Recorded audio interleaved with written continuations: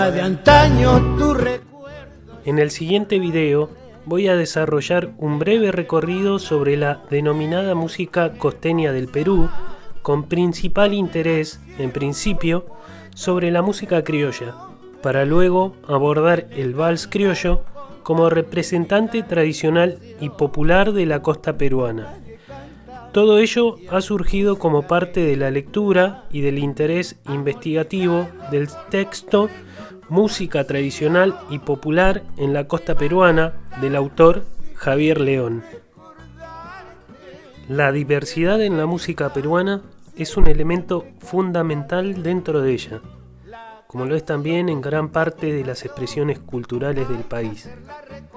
Es por ello que al momento de hacer una descripción de la música peruana, es necesario realizar un entramado recorrido dentro de la historia y cómo las diferentes vertientes tradicionales fueron marcando un espacio cultural con características identitarias dentro de la región.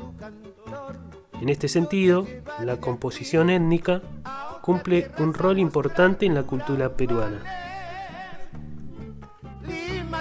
Las particularidades de la música a lo largo de la costa se deben en parte a la hibridación que se fue desarrollando durante el transcurso de los años.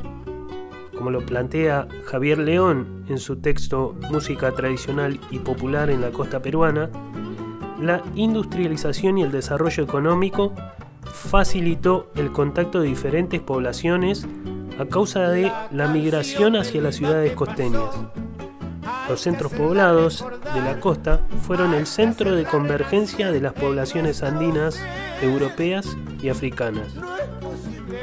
La música, dentro de este contexto, fortalece la hibridación de los motivos indígenas con la música española y con la rítmica africana.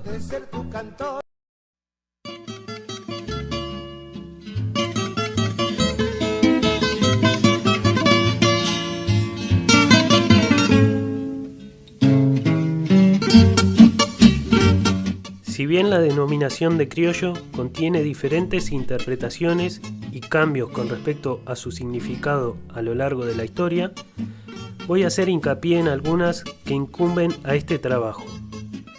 Durante la época colonial, la acepción criollo o mestizo se podía entender como aquello que era oriundo de las Américas, en particular para identificar a aquellos descendientes de africanos nacidos en América. Posteriormente, el término también comenzó a ser utilizado para referirse a los hijos de españoles nacidos en América. La población indígena no escapa a la utilización del término, ya que aquellos descendientes de las poblaciones precolombinas se los definía como indios criollos o mestizos. Con el paso de los años, el término fue formando parte de la vida de la población peruana para definir diferentes espacios dentro del criollismo. Se podría decir que la palabra criollo contiene en un sentido amplio la hibridación cultural desarrollada en América desde el periodo colonial. En cierta manera, la definición fue adoptando un sentido de pertenencia de manera tal para los comienzos del siglo XX, diferentes prácticas culturales son entendidas como parte de una tradición nacional. Parafraseando a Gerard Borrás, quien define al criollismo musical como un resurgimiento cultural de los estratos populares de principio de siglo, donde circula un corpus de música y de canciones en el que, a modo de fragua, se funden aquellos saberes populares en el cual se van introduciendo diferentes influencias culturales. Para cierta parte de la población peruana, la definición de lo criollo es entendida como lo oriundo, lo nacional o lo peruano. Y de esa manera es como se definen algunos artistas. En el caso particular de la música, muchos artistas son conocidos o llamados criollos, no por el hecho de haber nacido en Perú, sino porque consideran a la música criolla como la música nacional, aquella música compuesta particularmente por versiones peruanas. Oiga, primito, póngale sus cositas a este balsecito. A finales del siglo XIX, principios del siglo XX, los músicos de la época habían desarrollado nuevas formas de ejecutar ciertos estilos, como es el caso del vals vienés, las habaneras, las mazurcas o la polka. En sus comienzos, la música criolla comenzó a manifestarse en un espacio popular donde se desarrollaban fiestas familiares o barriales. Las excusas para los festejos abarcaban desde una celebración religiosa hasta el cumpleaños de un vecino. Así se daba comienzo a la jarana. La cercanía social que se compartía en los barrios, como también los callejones estrechos de la zona, fueron en gran parte el escenario que vio surgir a grandes músicos que combinaban diferentes estilos y formas musicales. En estos espacios se pudo dar lugar a algunos de los primeros vals criollos, como fue el caso de El Ángel Hermoso de Abelardo Gamarra en 1985. Ángel hermoso a quien amar juré, prenda querida que en mi mente estás, paloma pura cuyo vuelo alcé. Dime por qué no me amas ya, paloma pura cuyo vuelo alcé. Dime por qué no me amas ya. En las jaranas desfilaban durante largas noches las diferentes formaciones de músicos, compuestos no solo por aquellos ligados a la música popular, sino que asistían músicos de diferentes estratos sociales. La presencia de cierto corpus musical, difundido a través de periódicos, formaban parte del repertorio que manejan los diferentes músicos de la época. Según Gerard Borrás, el cancionero de Lima era en principio una manera de difusión de danzones, vals, marineras, pero también de canciones limeñas cuyos autores populares eran anónimos. En el plano instrumental, la guitarra aparece para cumplir un rol fundamental en el vals criollo, reemplazando a otros instrumentos de cuerda como el laúd, la mandolina y la bandurria. La guitarra, junto a las castañuelas españolas o a las improvisadas cucharas, el cajón afroperuano, son los principales instrumentos aportados por las diferentes culturas musicales. Posteriormente se sumaría el piano y el violín, como también el saxofón. Estos instrumentos acompañan e interactúan con las voces de los cantores, a la vez que se hace presente la jerga afro en los pregones de los instrumentistas. Dentro del ámbito de los estudios musicales, se puede hablar sobre 3 periodos claves en la historia del vals criollo. El primer momento es el denominado Guardia Vieja.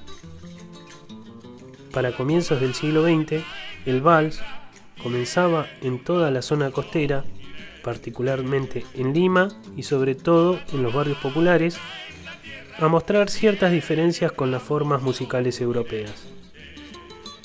El repertorio era abarcado por vals criollos, polcas y marineras en su gran mayoría. Si bien el vals criollo surge de las capas populares de la sociedad, mantiene elementos foráneos ligados al mundo académico, como se puede ver en sus letras, al menos en los comienzos de la Guardia Vieja. Posteriormente, las principales capitales de la región, como es el caso de Lima, recibe de la mano de la modernización la llegada de las vitrolas y el cine sonoro, los cuales introducen en la vida costeña nuevas expresiones musicales.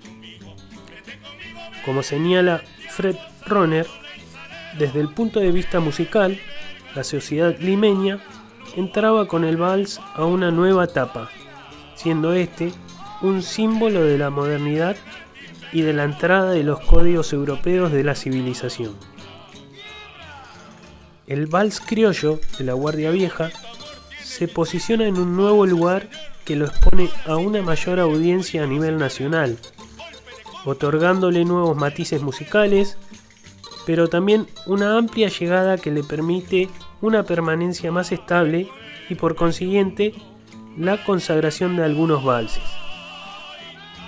Otros estilos foráneos ingresan en la cultura de la región, como el tango, el one-step, el cuplé y el foxtrot, que de alguna manera opacan el surgimiento de las creaciones locales, como es el caso del vals criollo. De esta manera, el vals criollo es expuesto a nuevos públicos y a mayores conocimientos musicales. Ese vals empieza a adquirir nuevas características y un mayor alcance en las siguientes etapas.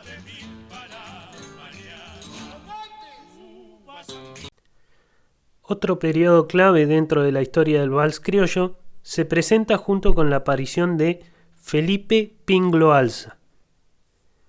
Con tan solo 17 años, Felipe Pinglo comienza a componer infinidad de canciones criollas e impone un nuevo periodo dentro del espacio musical de la música criolla. Algunos investigadores, como Rodrigo Sarmiento Herencia, lo reconocen como el responsable de una nueva etapa en la canción criolla. Sus letras mantienen la temática romántica, pero también se expresan a favor de las personas postergadas de los barrios. Sus letras, con un fuerte sentimiento social, cautiva a la población y su música se convierte en la preferida de la clase trabajadora. Durante su época, la música extranjera marca de alguna manera su obra, como por ejemplo, de sus escuchas del tango, se puede identificar su forma descriptiva de las personas.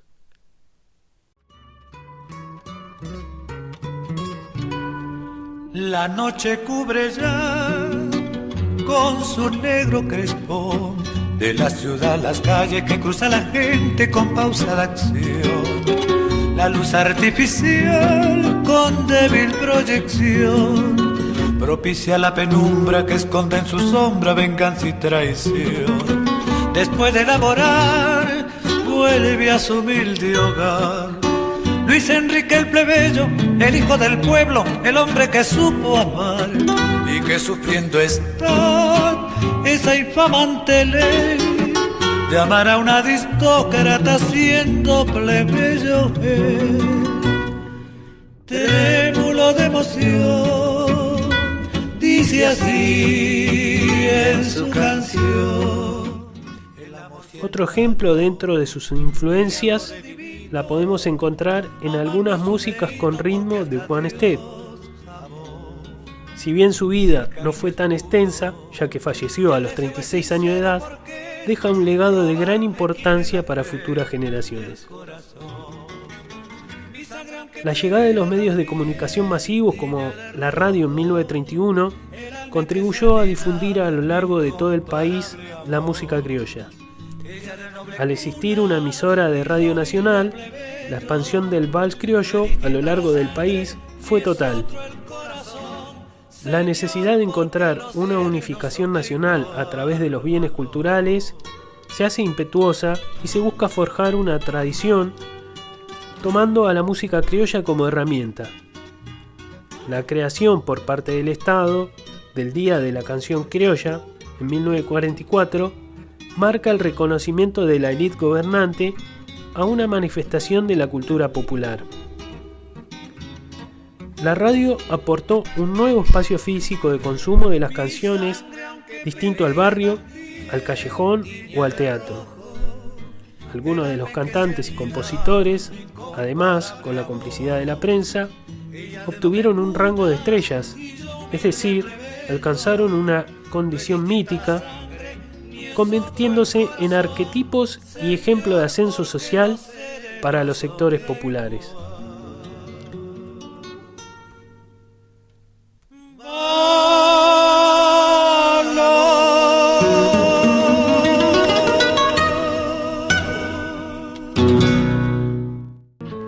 Otro periodo de gran importancia para el vals criollo se da con la aparición en la producción musical de María Isabel Granda y Larco, más conocida como Chabuca Granda. Déjame que te cuente limeño, déjame que te diga la gloria del ensueño que evoca la memoria del viejo puente del río La Alameda. Déjame que te cuente limeño. Ahora que con la aparición de Chabuca Granda, el vals criollo rompe nuevamente con cierta estética de clase. Se rompen las barreras sociales que de alguna manera mantienen a un sector ligado a expresiones culturales extranjeras como el tango y el mambo. Chabuca acerca a las clases aristocráticas de la época las formas musicales más populares como un estandarte nacional. Las nuevas formas de interpretación y necesidad de cantar a lo nacional constituyó un puente de unificación social. El trabajo que realizó sobre la poesía era conducido por su necesidad de dignificar al Perú criollo. Para todo esto, en los años 50 y 60, el vals ya se convertía en la música emblemática de la nación peruana. Las letras de Chabuca destacan imágenes de una Lima aristocrática ya en decadencia. En muchas de sus composiciones nombra a personajes muy representativos de la época. Tal es así que en su poesía abundan referencias hacia personajes de la Lima señorial, lugares comunes de la ciudad, sirvientes y miembros de la población afroperuana. En los años posteriores al estreno de La Flor de la Canela, Chabuca declara: "La canción es un pequeñísimo homenaje a una raza que nos devolvió con bondad, ritmo, gracia y elegancia todo el dolor que se le inhirió con la hasta ahora incomprensible injuria de la esclavitud". Canciones como La Flor de la Canela, Fina Estampa y José Antonio se han convertido en clásicos del repertorio criollo y popular. Como compositora desarrolló una perspectiva sobre el espacio limeño, tal cual era la manera en que ella decidía artística y poéticamente describir la realidad. Durante los años 60, su mirada se volcó hacia la vida política del país, sin abandonar su estilo. Marcó sus posturas ideológicas desde un lugar como artista. En sus últimos años, Chabuca Granda interpretó un repertorio ligado al renacimiento de la música negra afroperuana que, a pesar de haber estado presente a nivel popular, había sido denostado por razones sociales y raciales. Las exploraciones con los guitarristas renombrados de la época, como Porfirio Vázquez y Oscar Avilés, la llevaron a desarrollar nuevas formas marcadas por la ya presente hibridación cultural de la región. Según César Santa Cruz, empiezan a intercalar en el vals criollo ciertas sonoridades de otros géneros autóctonos, como por ejemplo sobre la marinera limeña. Tal es el caso de aquella composición de título José Antonio, la cual cuenta con una forma A-B-C-D, algo inusual para la música criolla precedente, en donde la cuarta parte podía ser interpretada en forma de marinera, lo que brindó a esta canción de un carácter distintivo. Chabuca Granda manejó con maestría el abanico de ritmos que enriquecieron la música popular peruana, y su poesía tomó el sesgo de la acuarela, el trazo sugerente de colores y sensaciones. Aunque en un principio estas exploraciones de mano de guitarristas experimentados no eran más que breves citas a otros géneros dentro del acompañamiento del vals, otros músicos no tan experimentados empezaron a dar pie a variantes no tan depuradas del género como el vals sambo o el vals chicha, variantes que posteriormente no resultaron tan conocidas, apreciadas y perpetuadas. A partir de los años 50, cuando empiezan a aparecer las grabaciones de música popular realizadas en el Perú, se da a conocer mucho más ampliamente, tanto al interior del país como en el extranjero, una gran cantidad de nombres de compositores e intérpretes de vals criollo, como los Moruchocos, Jesús Vázquez, La Limenita y Ascoy Lucharreyes y Luis Abanto Morales, y compositores como Mario Cabañaro, Manuel Acosta Ojeda, además de otros compositores que sin llegar a un gran reconocimiento han logrado difundir a gran escala algunas de sus canciones, como es el caso de Raúl Valdivia, Ana Renner, Félix Pasache y otros tantos. Además de lo anterior, ya desde entonces se empiezan a vincular en las grabaciones otros instrumentos aparte de las cuerdas pulsadas, como el saxofón, el bajo eléctrico y especialmente el piano, que como ya se dijo, estuvo presente en las primeras épocas del vals en el Perú y que además fue un instrumento de gran importancia en la música popular local desde comienzos de siglo, en manos de intérpretes y compositores como Filomeno Ormeño y Lucho de la Cuba. Ya en los años 70, e incluso un poco antes, se empiezan a dar experimentaciones ahora en el plano armónico del género, desde la guitarra, conduciendo a generar otras tendencias en su acompañamiento, desde guitarristas como Carlos Aire y Félix Casaverde, a partir de la tradición ya establecida. Estas tendencias y los distintos aportes que cada guitarrista ha hecho a la sonoridad del vals. Hoy en día, el género continúa teniendo amplia audiencia y aceptación en diversos espacios, en la radio, a través de programas que emiten música local, en la televisión, a través de grabaciones antiguas, modernas y contemporáneas, y en espacios tan variados como peñas, celebraciones familiares, eventos masivos, reuniones particulares de músicos profesionales y aficionados a la música criolla. Además de estas, había otras danzas que también eran de la apetencia del público limeño, tales como la galopa, la cuadrilla y la polca, entre otras. Con respecto a la musicalidad del vals peruano, se puede decir que rítmicamente se desarrolla en un compás de 3/4. En algunos casos se establece un compás en 6/8. También se hace presente la polirritmia entre ambos compases. César Santa Cruz se refiere a las funciones determinadas que cumplían los instrumentos en el formato básico del vals.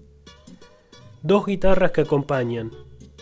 Una de las guitarras asume el rol de primera guitarra y se encarga de la introducción del tema, las armonías que acompañan y apoyan a la melodía principal del cantante y el puente musical. Mientras que la segunda guitarra sería el soporte rítmico de la primera guitarra, acentuando el compás ternario. En el primer tiempo se toca el bordón, cuerdas más graves de la guitarra, y en el segundo y tercer tiempo se tocan las cuerdas agudas. Para la ejecución en guitarra, el acompañamiento debe tener una particularidad que se basa en cierto carácter percusivo al momento de digitar los acordes. El acompañamiento básico adecuado para el vals criollo es denominado popularmente tundete.